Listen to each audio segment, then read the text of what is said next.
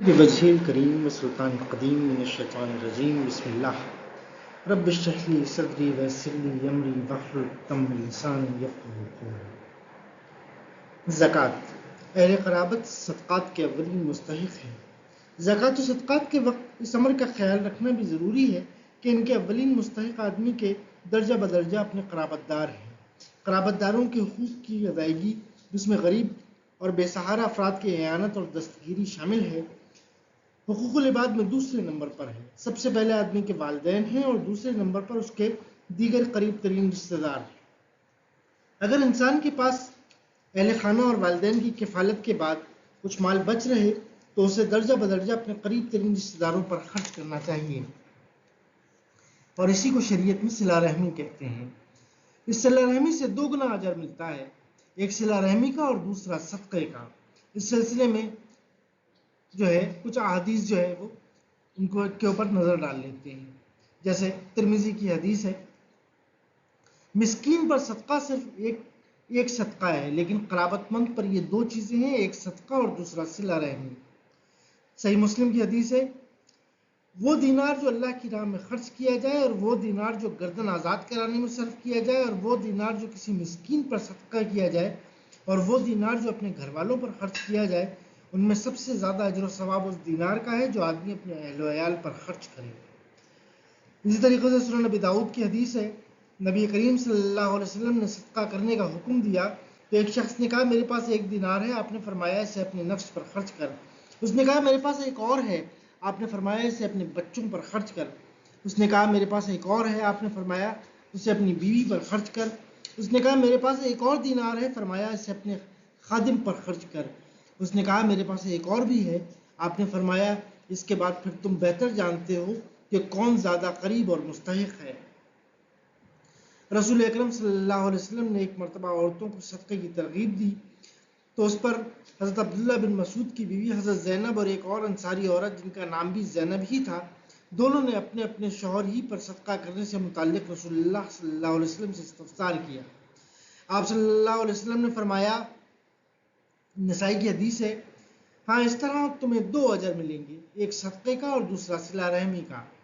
اسی طریقے سے جب سورہ آل عمران کی آیت نمبر 92 وہ نازل ہوئی کہ تم اس وقت تک نیکی حاصل نہیں کر سکتے جب تک تم اپنی پسندیدہ چیز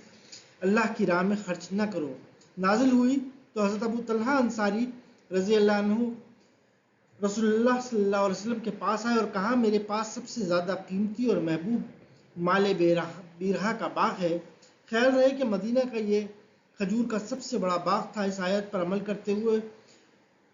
میں اس کو اللہ کی راہ میں خرچ کرتا ہوں،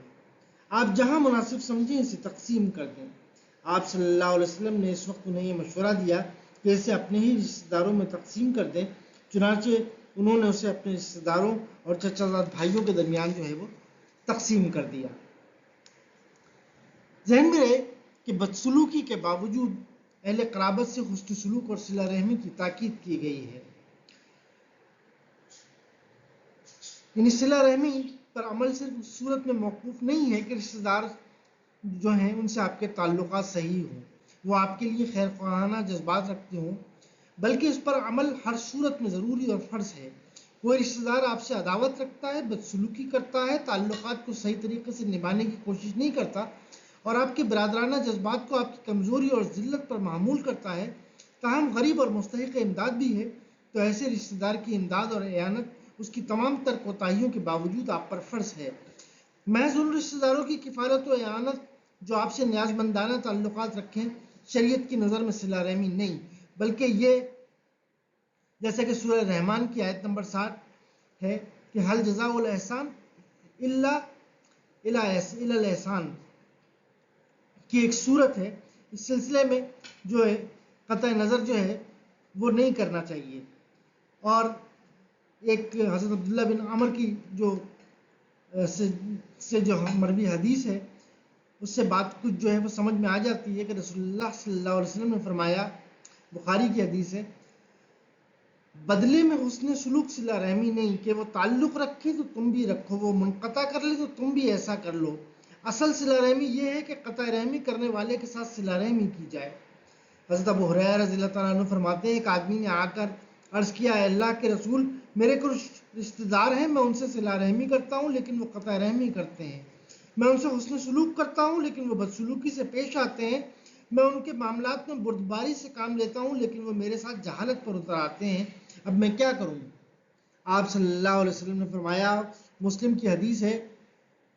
تیرا طرز عمل اگر فی الواقع ایسا ہی ہے جیسا تو نے کہا ہے تو گویا تو ان کے منہ میں گرم راکھ ڈال رہا ہے،